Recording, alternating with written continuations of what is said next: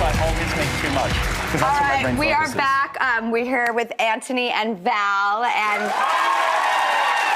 Antoni was just saying, like, I can't believe how delicate the tortellinis are being packed, because sometimes I tend to overdo everything, and you made me feel better by saying even when you make macaroni and cheese, you make too much cheese sauce. Yeah. Always. Which is not too much. I mean, it's just enough, but it's a lot. Yeah. So we've made our tortellini, Yes. or our cappelletti, or Thank the you for tortellini. keeping me in check. Yeah. And then we've got some brodo over here. Yep. Oh, it's boiling, so we want to bring this down a little What type bit. of meat stock would you prefer with this dish? I love questions like this so much. Okay.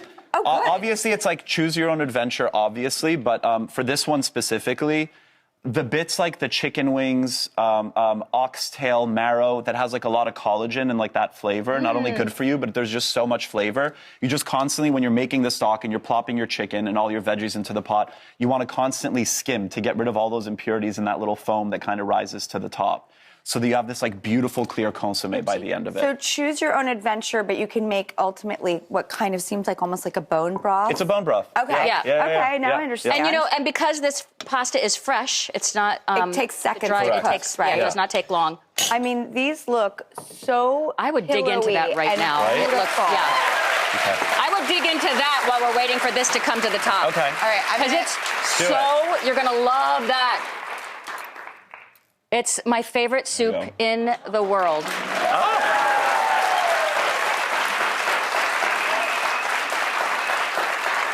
Oh my God.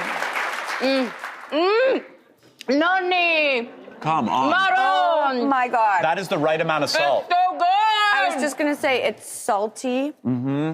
The texture of the meat is perfect, where I actually can taste the difference between the cheese and the meat, which is interesting because the consistency it was, I wouldn't think I could differentiate that well. Yeah. But the flavors are so pure and pronounced that you're getting every single story as you're eating. I could hear you talk about like describing what food tastes like. It's the only thing- She's I very know, good I at know. it. You are so I good get at it, describing yeah. food. Oh, that Because means there's so much good. joy in it, like it comes across. Yeah. I love food so much. I just. Really? I love this soup so much. Oh my I'll never God. get tired of it. This is one of the best things I've ever eaten. What is one other thing, Antoni, that was there one dish that you came across that, thank you, I got that you. shocked you? Like you just, in the show so far, as a last question, was there one dish where you were like, wow, this one really surprised me? It's not only because I'm looking right at it, but with the tortellini and brodo, this is something, not being Italian, I would have at restaurants growing up, or Italian, Canadian or American friends' homes. And it's like this simple dish that you kind of like take for granted. In the Justin episode, we learned that his ancestor who brought this dish to America, this was the thing that he brought with him. He actually brought it from the foster family who adopted him. And a lot of these kids, when they were adopted, as soon as they could be emancipated, they would leave and they never came back. And the research team found train stubs of him going back to that family after he was, which meant that they treated him nicely, like they gave him love. So it was like a love letter of like the thing that he brought to the U.S. to start a new life for his family was tortellini and brodo. Oh my God. And it's this thing that Justin's been eating his entire life. Like,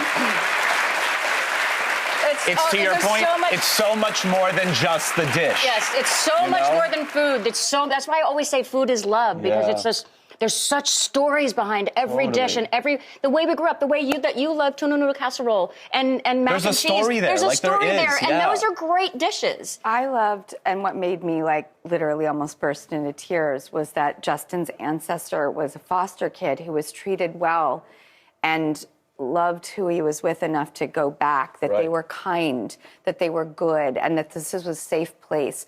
All anybody wants in this world, I'm learning as a mom, is just to be safe. Yep.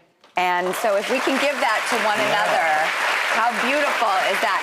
Your show is so much more than a show. It really is about the journey of life and where we come from and where are we going? Well, hopefully somewhere good and hopefully somewhere together Yes. with a beautiful plate of Yes. food.